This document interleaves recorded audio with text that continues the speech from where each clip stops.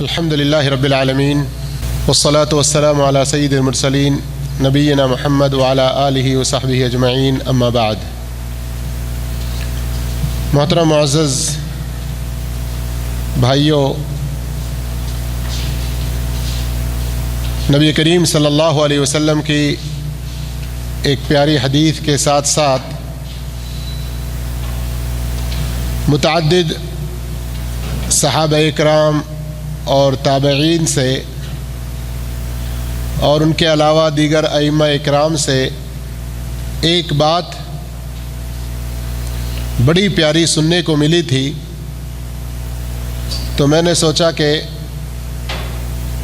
اسی بات پر آنے والے درس میں اپنے ساتھیوں کو کچھ نصیحت کریں۔ کیا ہے وہ بات؟ اس کو امام ابن تیمیہ نے اپنی مشہور کتاب الاستقامہ میں، اور امام ابن حجر عسقلانی رحمۃ اللہ علیہ نے تلخیص الحبیر میں، اور امام ابن الجوزی رحمہ اللہ نے تلبیس ابلیس میں، اور دیگر ائمہ نے اپنی کتابوں میں ذکر فرمایا۔ بات یہ ہے، لا يقبل قول الا بعمل ولا يستقيم قول وعمل الا بنية ولا يستقيم قول وعمل ونية الا بموافقة السنة۔ کل ملا کر اس میں 4 باتیں آ رہی ہیں، 4 نئے الفاظ، یا کہیے 4 الفاظ ہیں جنہیں آپ کو یاد رکھنا ہے۔ کوئی بھی قول بغیر عمل کے قبول نہیں ہے، کوئی بھی قول بنا عمل کے قبول نہیں ہے، اور کوئی بھی قول اور عمل بغیر نیت کے درست نہیں ہے، اور کوئی بھی قول، عمل اور نیت بغیر سنت کے درست نہیں ہے۔ آئی سمجھ میں بات؟ پھر ایک مرتبہ دہراتا ہوں، کوئی بھی قول قبول نہیں ہے بغیر عمل کے۔ اگر عمل ساتھ میں نہ ہو تو کوئی بھی قول قبول نہیں ہے۔ قول بھی ہے، عمل بھی ہے، لیکن نیت صحیح نہیں ہے تو بھی وہ قول و عمل درست نہیں ہے۔ کوئی قول، عمل اور نیت بھی درست ہے لیکن سنت کے مطابق نہیں ہے تو بھی پھر وہ درست نہیں اور وہ قبول نہیں ہے۔ امید ہے کہ اب تو بات سمجھ میں آ گئی۔ میرے بھائیوں، یہ بہت بڑا نکتہ ہے، متعدد صحابہ اکرام کے بارے میں ذکر ہے یہ،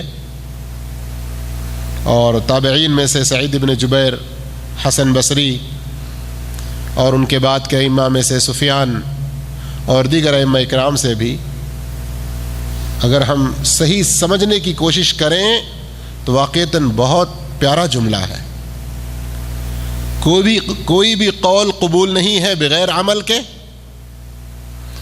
اور بغیر نیت کے کوئی قول و عمل قبول نہیں، اور بغیر سنت کے کوئی قول، عمل، نیت درست نہیں، قبول نہیں۔ تب کیا معلوم ہوا کہ کوئی بھی ہماری بات، ہمارا کوئی بھی عمل قبول ہونے کے لیے صرف نیت اچھی ہو یہ کافی نہیں ہے۔ صرف سنت کے مطابق تو ہے لیکن نیت صحیح نہیں ہے تو بھی اس میں ہمارے لیے نجات نہیں ہے۔ پھر ایک حدیث جسے حضرت براء ابن عازب رضی اللہ تعالیٰ عنہ نے روایت کیا،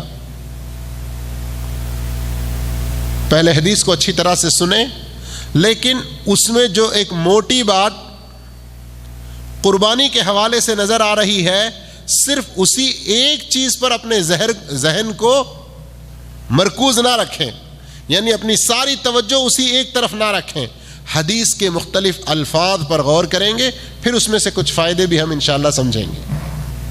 اور یہ حدیث بھی متعدد کتب حدیث میں ہے. میں آپ کے سامنے جو الفاظ پیش کر رہا ہوں وہ صحیح بخاری حدیث نمبر 955 ہے. براء ابن عازب رضی اللہ عنہ فرماتے ہیں کہ نبی کریم صلی اللہ علیہ وسلم نے ہمیں عید الاضحیٰ کا خطبہ دیا. کب؟ یہ نماز کے بعد. خطبنا النبی صلی اللہ علیہ وسلم یوم الاضحیٰ بعد الصلاة. نماز کے بعد آپ صلی اللہ علیہ وسلم نے عید الاضحیٰ کا خطبہ دیا. فقال، اس خطبے میں آپ نے فرمایا، من صلی صلاتنا، جس نے ہماری جیسی نماز پڑھی، ونسک نسکنا، ہماری طرح قربانی دی، فقد اصاب النسک، اس نے قربانی کا جو ثواب ہے اس کو پا لیا، اس کی قربانی درست ہوئی. ومن نسک قبل الصلاة، اور جس نے نماز سے پہلے قربانی دی، فإنه قبل الصلاة ولا نسک له، وہ نماز سے پہلے کا ایک گوشت ہے، اسے قربانی کا ثواب نہیں ملنے والا. فقال ابو بردۃ بن نیار خال البراء، براء ابن عازب جو اس حدیث کے راوی ہیں، ان کے ماموں ابو بردہ، انہوں نے کہا اللہ کے رسول صلی اللہ علیہ وسلم، فإنی نسکت شاتی قبل الصلاة وعرفت ان اليوم يوم اکل وشرب واحببت ان تكون شاتی اول ما يذبح في بیتی فذبحت شاتی وتغدیت قبل ان آتی الصلاة. کیا کہا ابو بردہ نے؟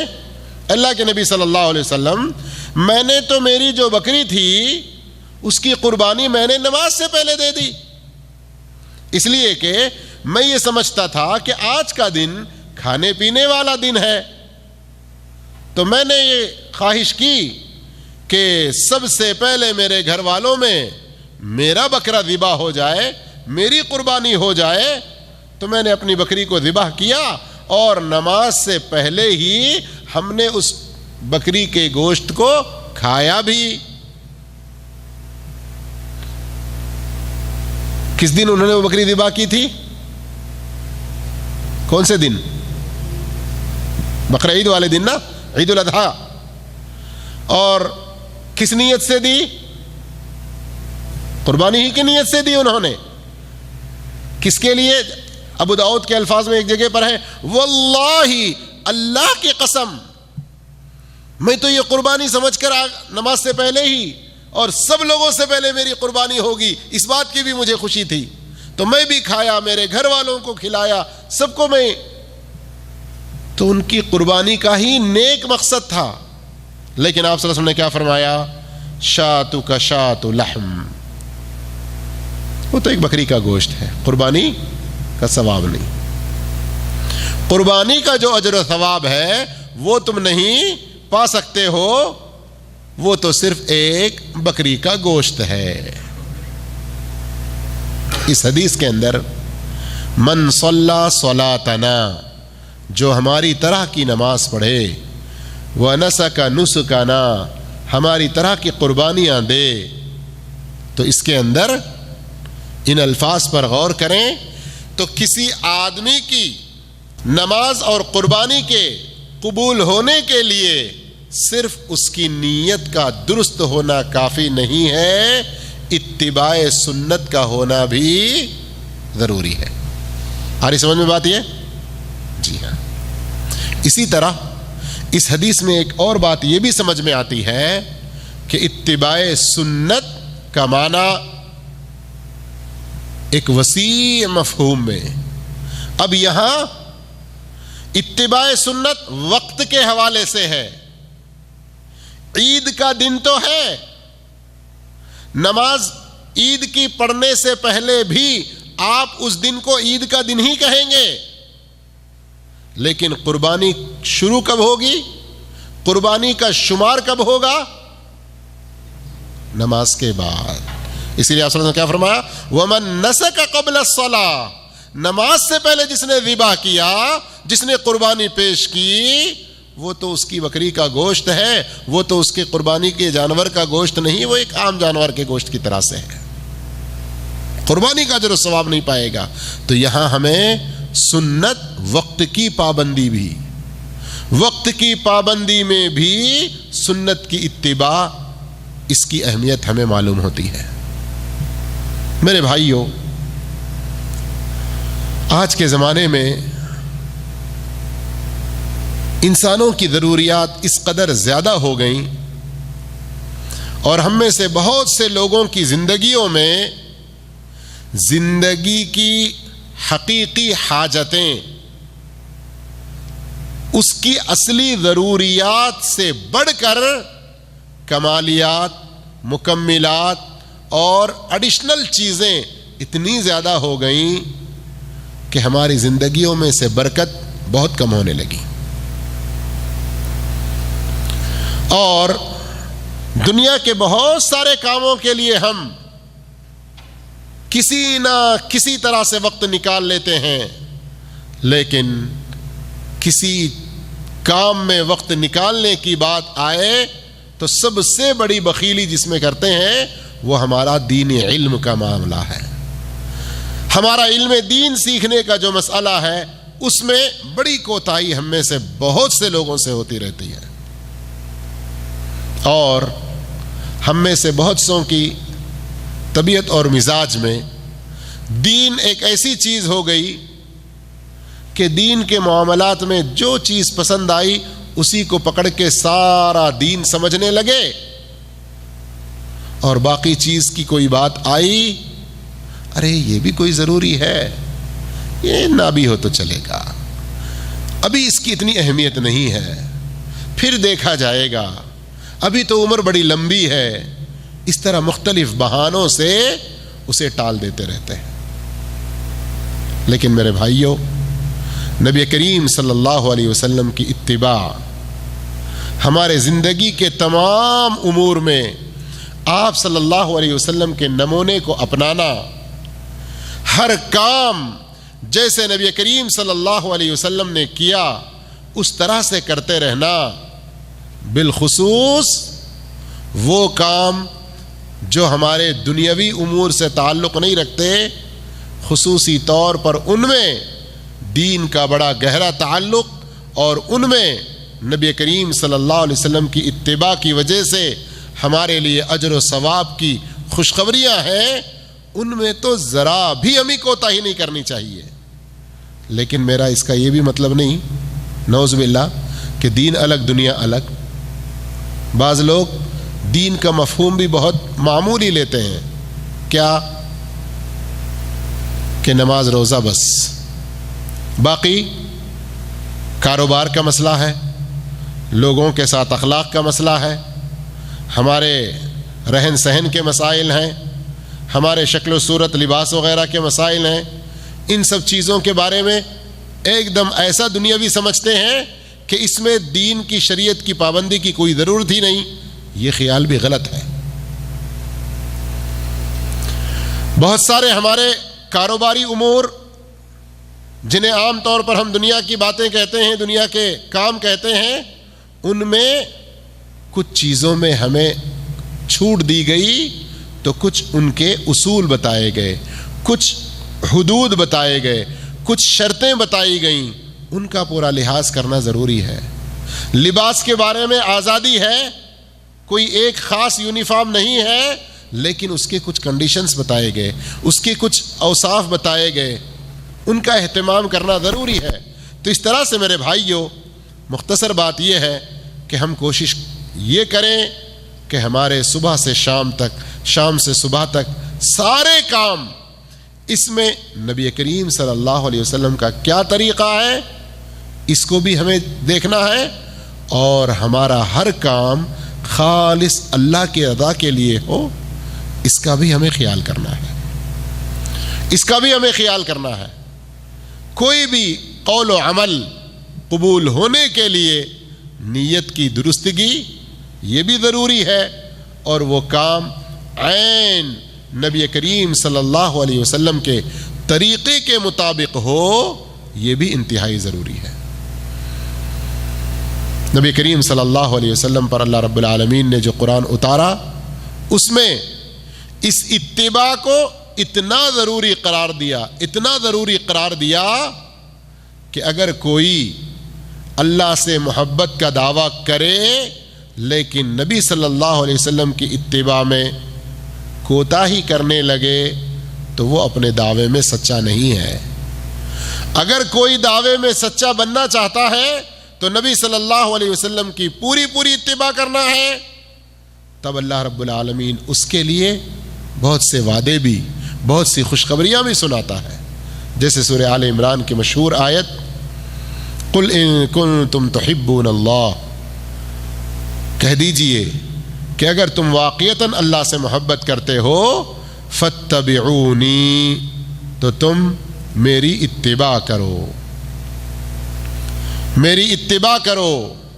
میری پیروی کرو، دنیا کے تمہارے سارے کام جیسے میں نے کر کے دکھایا اس طرح سے کرنے کی کوشش کرو۔ کیا ہوگا فائدہ تمہارے لیے؟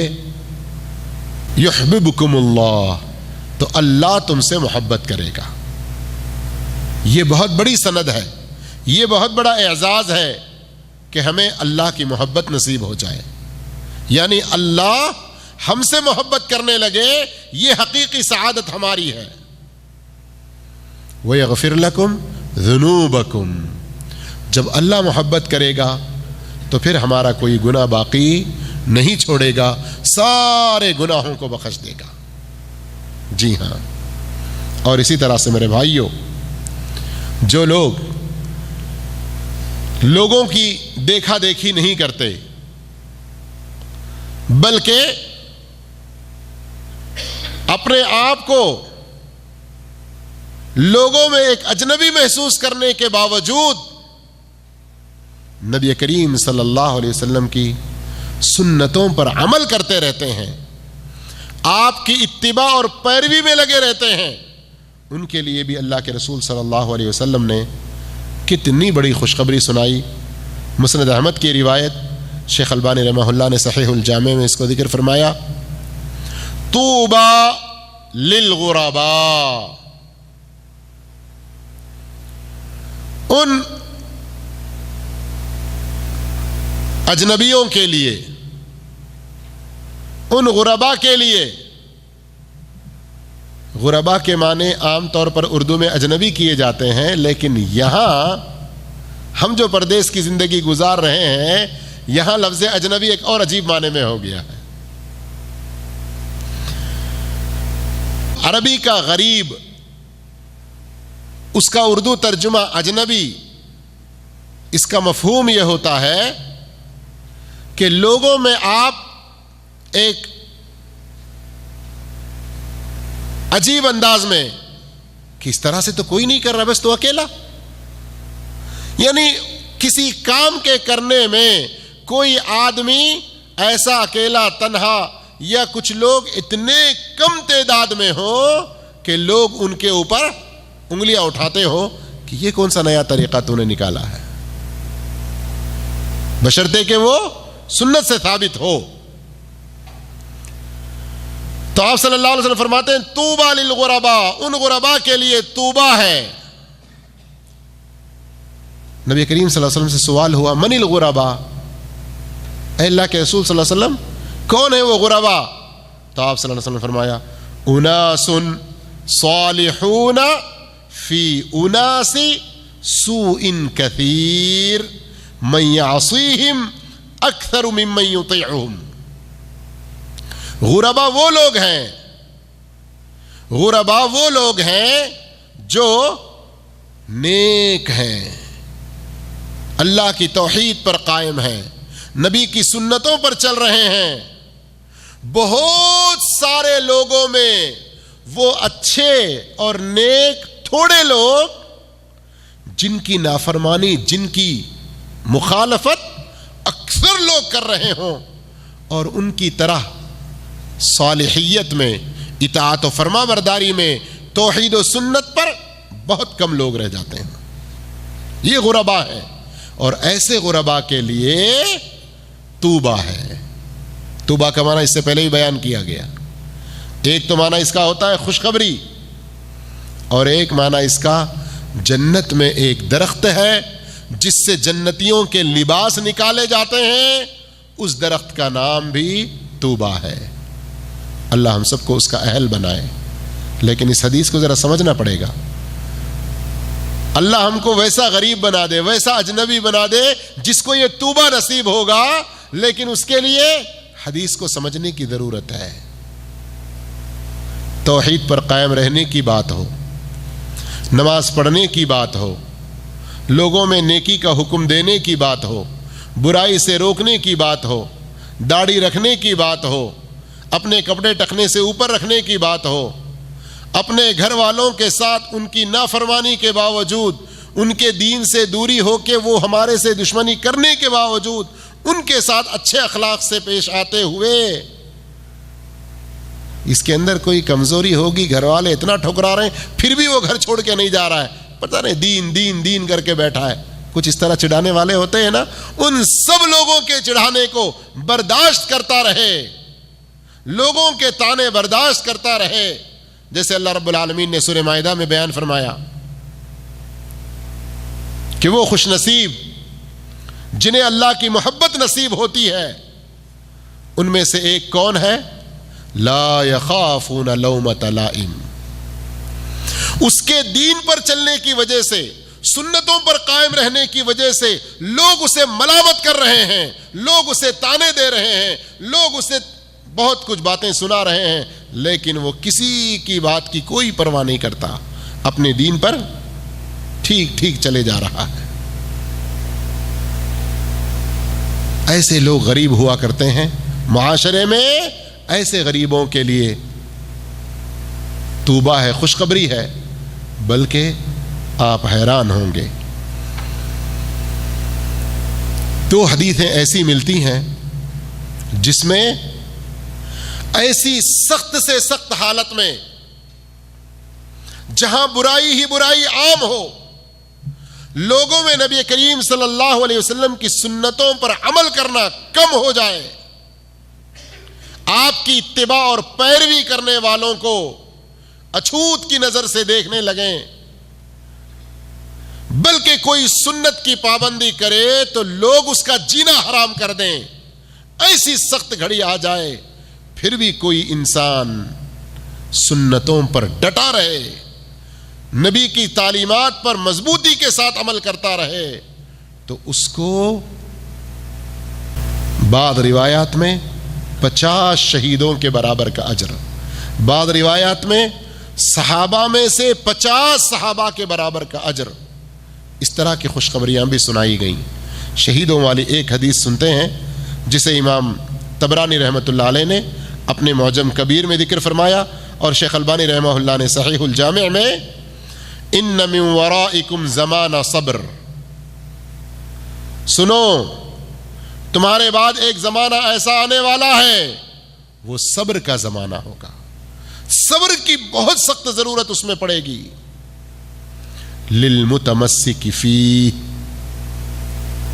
جو دین پر اس میں جمع رہے گا، جو اس صبر کے زمانے میں دین پر مضبوطی کے ساتھ قائم رہے گا، نبی کی سنتوں کو مضبوطی کے ساتھ تھاما رہے گا، اجر 50 شہیدا، 50 شہیدوں کے برابر کا اجر ہوگا، 50 شہیدوں کے برابر کا اجر۔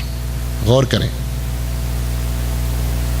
اور بعض دوسری روایات میں للمتمسک منہم اجر 50 منکم، اس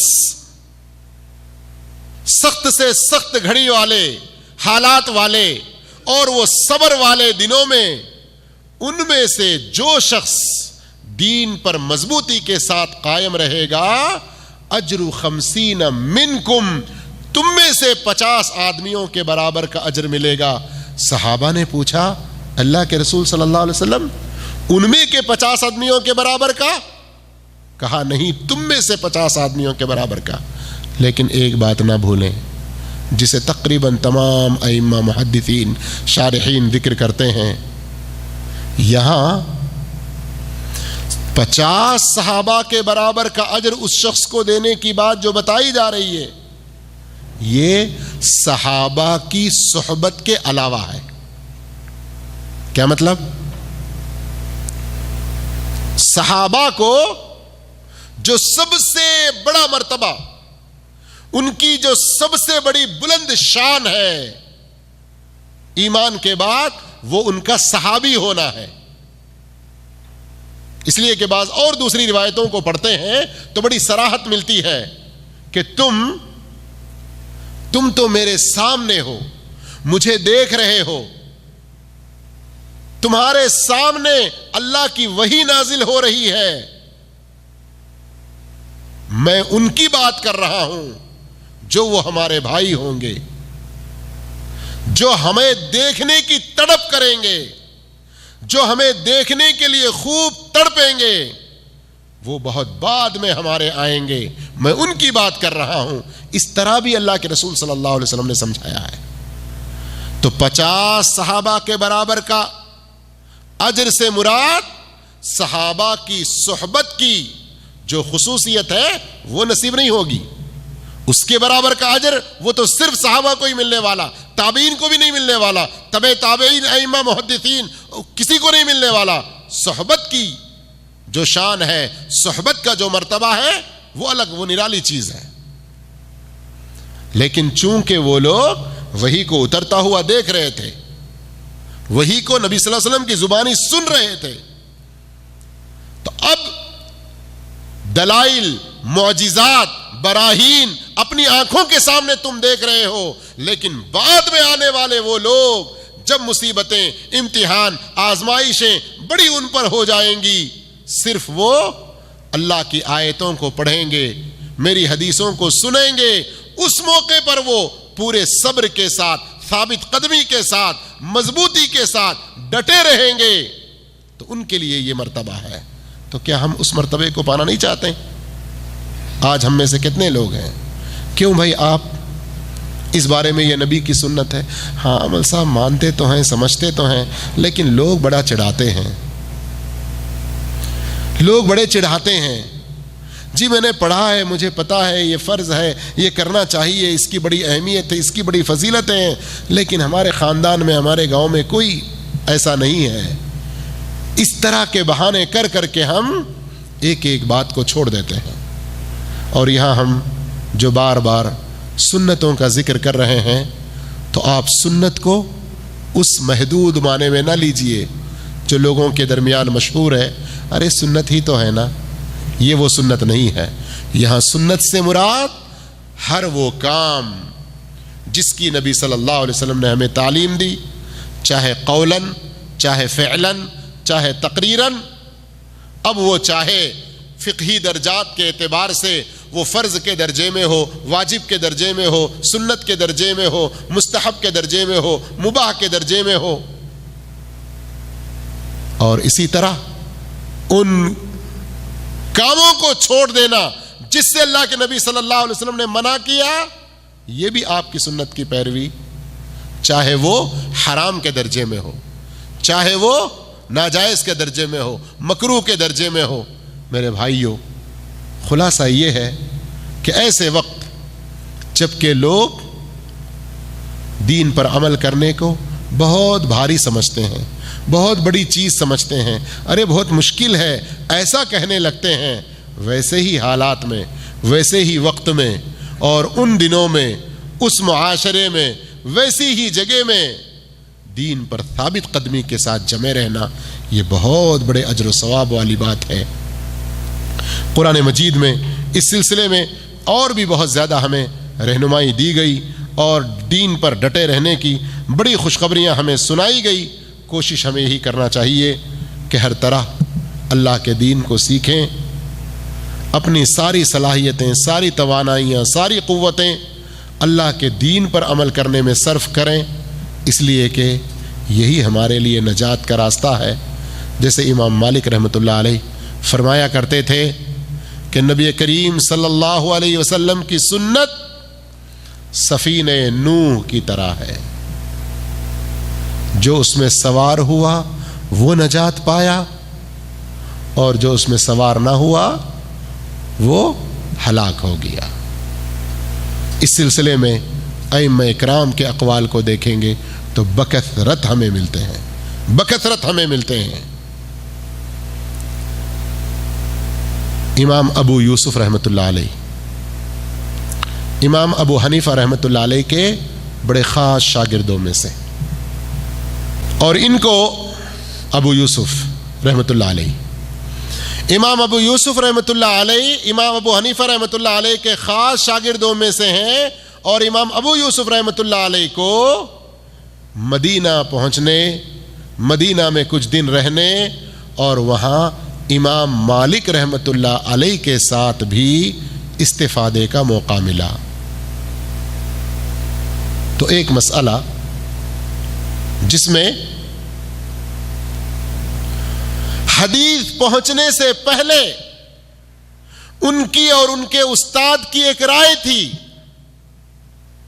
لیکن جب امام مالک کے پاس آئے اور اس مسئلے میں ان کو حدیث ملی تو اللہ اکبر، امام ابو یوسف رحمۃ اللہ علیہ کہتے ہیں وَقَدْ رَجَعْتُ لَوْ عَلِمَ صَاحِبِي لَرَجَعَ كَمَا رَجَعْتُ۔ اگر یہ بات، یہ حدیث میرے استاد امام ابو حنیفہ کو بھی ملتی تو وہ بھی اپنی رائے سے ویسے ہی واپس لوٹتے جیسے میں واپس لوٹا، اور اس سنت پر عمل کرتے اور اس حدیث کو قبول کر لیتے۔ اور یہ واقعہ میں نے کیوں بیان کیا؟ آج ہمارے معاشرے میں بہت سے لوگ ایسے ہیں، ہاں بھائی ہوگی حدیث، لیکن میں تو فلاں امام کو مانتا ہوں نا، میں تو فلاں بزرگ کے پیچھے چلتا ہوں، میں فلاں پیر کو پکڑے ہوئے ہوں، ایسا ہمارے پاس کہتے ہیں نا۔ تو لو، خود امام ابو حنیفہ رحمۃ اللہ علیہ کے شاگرد، اچھا امام ابو حنیفہ رحمۃ اللہ علیہ کے خصوصی شاگرد نے ایسا کیوں کہا امام مالک رحمۃ اللہ علیہ سے وہ حدیث سننے کے بعد؟ اس لیے کہ خود امام، خود یہ استاد علیہ الرحمہ اپنی زندگی میں متعدد بار کہہ چکے ہیں کہ اذا صح الحدیث فهو مذهبی، اور اذا تعارض قولی بقول النبی صلی اللہ علیہ وسلم فاضربوا قولی بالحائط، کہ جب کوئی صحیح حدیث مل جائے تو وہی میرا عمل، وہی میرا طریقہ، اور جب کبھی تم دیکھو کہ میری کوئی بات نبی کریم صلی اللہ علیہ وسلم کی بات سے ٹکرائے تو میری بات کو چھوڑ دو، میری بات کو دیوار پر دے مارو، میری بات صحابہ کے بات سے بھی ٹکرائے تو میری بات کو چھوڑ دو، صحابہ کی بات پر عمل کرو۔ یہ امام ابو حنیفہ رحمۃ اللہ علیہ کا فرمان ہوا کرتا تھا۔ اسی لیے امام ابو حنیفہ رحمۃ اللہ علیہ کے ایک دوسرے شاگرد امام محمد رحمۃ اللہ علیہ، امام ابو حنیفہ کے بہت سارے شاگردوں میں یہ دونوں بڑے مشہور ہیں، اور فقہ حنفیہ کی بڑی مشہور کتاب ہدایہ، اس کے اندر یہ بات بڑی صراحت سے لکھی ہوئی ہے کہ امام ابو یوسف اور امام محمد علیہم الرحمہ یہ دونوں اپنے استاد امام ابو حنیفہ کے 2/3 یعنی 2/3 مسائل میں اپنے استاد سے مخالفت کی۔ کیوں؟ جب نبی صلی اللہ علیہ وسلم کی صحیح سنت ملی، صحیح حدیث ملی تو اس پر عمل کرنے میں انہیں کوئی تردد نہیں ہوا۔ تو ہمارے درمیان کہیں اس طرح کی باتیں ہیں تو وہاں ہم ان بزرگوں کے اقوال کو اپنے سامنے رکھیں، اور کہیں ہماری اپنی نفسانی خواہشات ہیں، ارے میں ابھی جوان ہوں، کیا داڑھی چھوڑوں، ارے ابھی تو جوان ہوں، میں ذرا پتلے پتلے جینس پینٹ پہنوں گا، باریک باریک کپڑے تنگ جیسے پہنوں گا تو ذرا سمارٹ نظر آؤں گا، ڈسکو دکھوں گا، اب کیا ڈھیلے ڈھیلے پہن کے بڈھوں کی طرح سے رہیں، کہتے ہیں ہمارے پاس جوان لوگ۔ جبکہ ہمیں معلوم ہونا چاہیے کہ لباس ایک خاص یونیفارم اسلام میں نہیں دیا گیا ہمیں، لیکن کچھ حدود و قیود بتلائے گئے، اس کے مطابق ہمارا لباس ہونا چاہیے. اتنا تنگ نہ ہو کہ آپ کی پنڈلی، آپ کا ران، آپ کے گھٹنے ہر ایک کا سائز معلوم ہونے لگے. جب رکوع یا سجدے میں چلے جائیں تو آپ کی سطر پہ کپڑا ہونے کے باوجود نہ ہونے کی طرح ہو. ایسا نہ ہونے پائے. ہمارا کرتا، ہمارا شرٹ اتنا چست، اتنا تنگ، اتنا چھوٹا نہ ہو کہ سجدے میں جائیں تو پیٹھ کی طرف، گردن کی طرف قمیص کھینچی جائے اور پھر نیچے کی طرف پینٹ کھینچی جائے. میرے بھائیوں، یہ درست بات نہیں ہے. آزادی ہے، آپ کو اپنے مرضی کا لباس پہن سکتے ہیں، لیکن قیود و حدود میں رہتے ہوئے اور اسلامی تشخص کو، اسلامی آئیڈینٹیفیکیشن کو، اپنی اسلامی پہچان کو، شناخت کو باقی رکھتے ہوئے، بلکہ اس کو ہائی لائٹ کرتے ہوئے. ہم ہمیشہ اس آیت کو اپنے سامنے رکھیں. وَمَنْ أَحْسَنُ قَوْلًا مِّمَّنْ دَعَا إِلَى اللَّهِ. اس سے بڑھ کر کسی کی بات اچھی نہیں ہو سکتی جو لوگوں کو اللہ کی طرف بلاتا ہے. وَعَمِلَ صَالِحًا، اور نیک عمل کرتا جاتا ہے. وَقَالَ إِنَّنِي مِنَ الْمُسْلِمِينَ. کوئی آدمی اللہ کی طرف دعوت دے رہا ہو اور خود بھی نیک عمل کر رہا ہو، وہ مسلمان ہے نہیں ہے؟ ہاں، ظاہر یہی لگتا ہے نا. کسی اور طرف نہیں بلا رہا ہے، سیدھے سیدھے اللہ کی بندگی کرو، اللہ کے رسول کی پیروی کرو، اس طرح لوگوں کو بلائے اور خود بھی نیک عمل کرتا رہے، تو مسلمان ہے نہیں ہے. پھر کیوں اللہ نے کہا وَقَالَ إِنَّنِي مِنَ الْمُسْلِمِينَ؟ پھر کہے کہ میں مسلمانوں میں سے ہوں. تو یہاں مفسرین بیان فرماتے ہیں کہ ہم اپنے مسلمان ہونے کو اپنے لیے ایک باعث فخر سمجھیں. اس پر ہم اپنے آپ عزت اور خودداری محسوس کریں. اسلام پر عمل کرتے ہوئے، اچھا میں کیسی جگہ ہوں، کاش میں مسلمان نہ ہوتا تو اچھا تھا. ایسا بعض لوگ محسوس کرتے ہیں، کاش میں یہاں ایک اسلام کی طرح سے اپنے آپ کو پیش نہ کرتا تو اچھا تھا. اس کا مطلب اسلام سے آپ کو ابھی صحیح اطمینان نہیں ہے. رضیت باللہ ربا وبالاسلام دینا وبمحمد صلی اللہ علیہ وسلم نبیہ پر پورے نہیں اتر رہے آپ. تو یہ جو وقال اننی من المسلمین، اپنا اسلامی تشخص باقی رکھنا، اسلامی آئیڈینٹیفیکیشن باقی رکھنا، اسلامی شناخت کو باقی رکھنا، اپنے آپ کو مسلمان ہونے پر فخر محسوس کرنا، یہ بڑی اہم چیز ہے. ہمارے اندر احساس برتری ہو، اسلام کی بنیاد پر احساس کمتری نہ ہو. احساس برتری کو دوسرے غلط مفہوم میں نہ لیں، تکبر، خود پسندی اور دوسری گھناؤنی اخلاقی چیزوں میں نہ.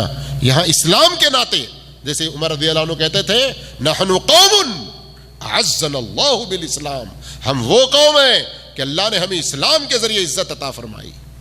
تو اس طرح اسلام سے ہمارا اتنا زیادہ لگاؤ ہو، نبی کریم صلی اللہ علیہ وسلم کی سنتوں پر عمل کرتے ہوئے اس طرح کا ہمارا جذبہ ہو، ہم اپنی خواہشات کو ختم کریں، اپنی خواہشات کو دبائیں جو ہمیں اللہ کے خلاف بغاوت پر، نبی کی سنتوں پر چلنے سے دور کر دیتے ہوں. ایسے خواہشات کو دبا کر نبی کریم صلی اللہ علیہ وسلم کے طریقے پر چلنے والا بنائیں. اللہ عز و جل کہنے والے، سننے والے سبھی لوگوں کو نیک توفیق عطا فرمائے. نبی کریم صلی اللہ علیہ وسلم کی سنتوں کی اہمیت اور اس کی قدر و قیمت کو پہچاننے اور مشکل سے مشکل، تنگ سے تنگ حالات میں جہاں لوگ چڑھانے لگے وہاں بھی اپنے اندر کوئی عیب اور کوئی احساس کمتری نہ پا کر عزت کے ساتھ، شان کے ساتھ اسلام پر، نبی کریم صلی اللہ علیہ وسلم کی سنتوں پر چلنے کی توفیق عطا فرمائے. جزاکم اللہ خیرا، والسلام علیکم ورحمۃ اللہ وبرکاتہ.